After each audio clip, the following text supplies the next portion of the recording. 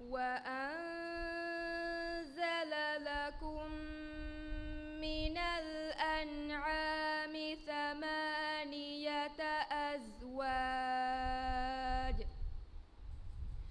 يخلقكم في بطون أمهاتكم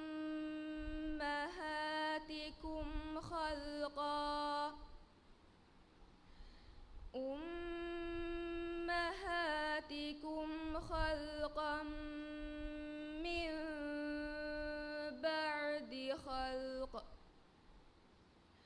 من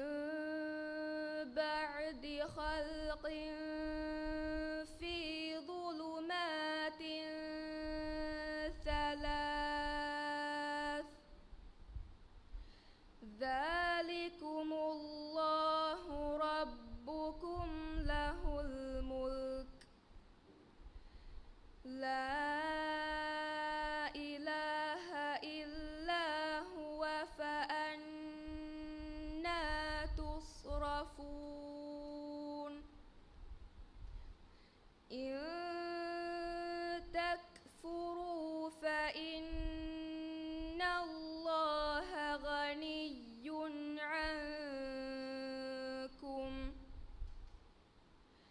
ولا يرضى لعباده الكفر وإن تشكروا يرضه لكم ولا تزر وازرة وزر أخرى ثم إلى ربكم مرجعكم